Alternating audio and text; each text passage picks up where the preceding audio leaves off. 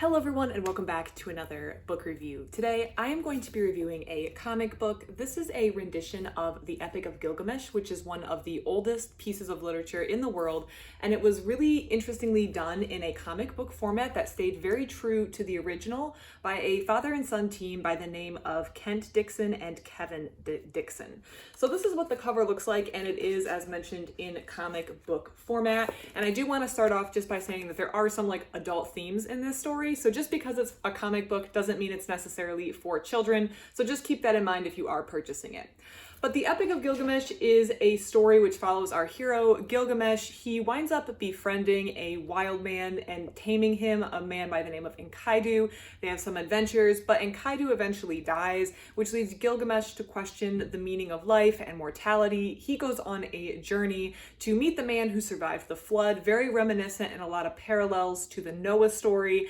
And when meeting with that man, he learns through the course of that journey that he is a mortal man and he should maybe take pleasure and enjoy life now because his mortality is certain and one day he will die. That is the highlight reel of the highlight reel of the Epic of Gilgamesh. It is a story that has been retold many, many times, or I'm sure many people are familiar with the story, but I think it was really clever to put it in a comic book format because it makes it accessible, and yet the authors really took pains to make sure to stay true to the original. So while some of the text is modern, some of the text really copies from the original story, and the authors spent a lot of time making sure they got their rendition correct, as they make known this is a rendition, not necessarily a translation. But the two authors, or one of the authors, one of them did the art, but the author spent a lot of time going back to the original text. He actually took a course to teach himself some of the cuneiform. So there was a lot of thought and work that went into the creation of this to make sure it retained the spirit of the original work while bringing it to a modern audience. Now, with that being said, I'm not going to go into detail about the story because it's a story that, again, has been retold or presented in a variety of formats, and I'll leave the story for you. But there were some things that I wanted to point out or call out that stood out to me. So the first was the authors at the very beginning talk about how in putting this in a comic book format, they're taking maybe one of the oldest forms, this cuneiform, oldest forms of writing, I should say, the cuneiform, and oldest pieces of literature in the Epic of Gilgamesh, and bringing it to one of the most modern forms of literature, which is the comic book, which in a sense I do agree. I do think that it's kind of this fun melding or blending of old and new. However, I would also argue there is a little bit of continuity between the two of this, because what we understand about writing is that writing eventually started as pictorial representations of what needed to be remembered. And a comic book is a pictorial representation of a story, in a sense. I'm vastly simplifying here. So when writing started, maybe you wanted to record how many sheep were given to the temple, so you could draw some sheep, and you could draw some symbol for the number of sheep, you could draw some symbol for a temple. And well, a comic book feels like a very modern, or a graphic novel feels like a very modern rendition. It still retains in its essence some of the core reasons why we as humans started writing in the first place, to pictorially represent something. Even if your tax to the temple wasn't what we call a story, there is a through line that I see throughout all of this. So that was very unique and interesting. There is one thing in the story that I've always wondered about, and I would love to research further, or if anyone here maybe also sees the parallel, I would love to hear from them. And that is the story of Enkidu and a parallel that comes from the Bible. I think when we talk about the Epic of Gilgamesh, the parallel that's usually brought up is Noah, because after Enkidu dies, Gilgamesh goes on this journey to meet the man who survived the flood. This has very close parallels to Noah. The man is instructed to build a boat. He's saved on a boat. He even has the motif of, I don't know if motif's the right word. He's releasing birds into the air to see if they come back to the boat or if they leave, indicating there's dry land. He winds up coming to rest on a mountain, which if the whole world floods, that makes sense that you rest on a high point of land that's uncovered first. He creates a sacrifice. So, and this is all stemming from a god's displeasure with humans, the flood, and that punishment So all of that feels very, very similar and very, very reminiscent to Noah. But there's a part earlier in the story that I actually see a maybe less well-known parallel, and I would love to look into this further. I'm going to probably do some quick Googling to see if anything comes up, but I would love to hear if you see or hear the same parallels. So Enkidu, when Gilgamesh first meets him, is actually a wild man. So I'm just going to go to the first part of this story, and I need to be careful because the way Enkidu is tamed involves a temple prostitute. So we're gonna not show those scenes, just to be careful. But on this, it's on page 6.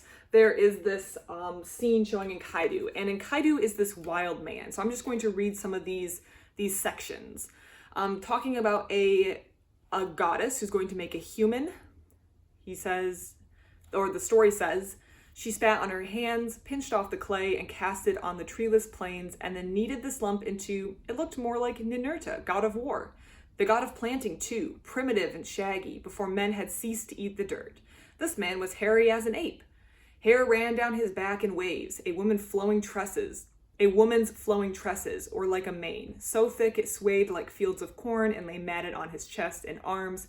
He looked like the god of yak, so a very hairy, wild man.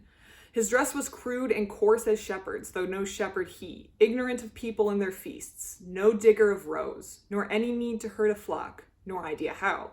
Instead, he ran with game, ate grass with wild kine, drank water with just his lips. He needed his hands but to clear his space at riverbank, slurping abreast his fellow beasts. What joy more he feels to graze and drink beside gazelle. So we do have this story where this creature is created, and then he's brought to know humanity through, well, various means.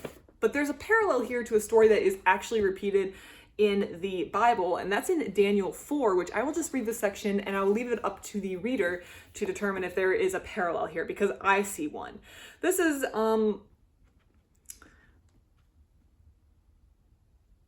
is Daniel 4:28 through 33.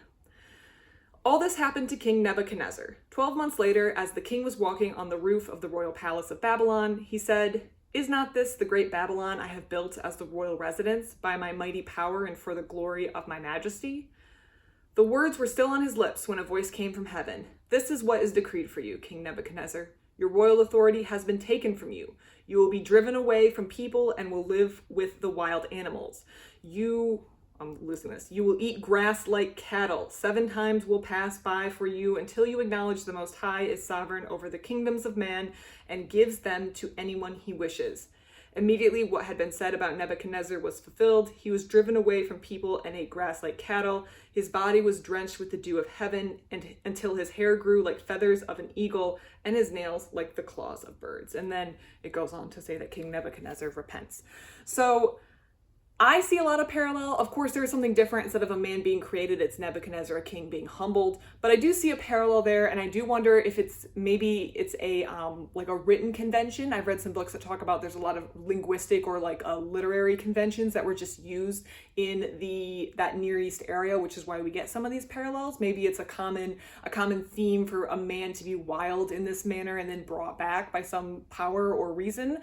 In Epic of Gilgamesh, it is by a temple prostitute who I guess is sort of nominally associated with whatever temple she's with, and in this case it is God bringing a king down low until he repents and recognizes that King Nebuchadnezzar recognizes that God's in charge is the moral of this story. So I don't know if it's literary conventions at play here, but I just noticed that, and now we're on a tangent, but I just noticed a connection there, and I think maybe seeing it played out in a comic format really made that connection solid in my mind. But overall, I do have to say I really liked this book. I liked the way the story was laid out. I liked bringing a old piece of literature into a modern format. I think it's very relevant, and I think it's something that can introduce a story that many other people would forego. This introduces that to them.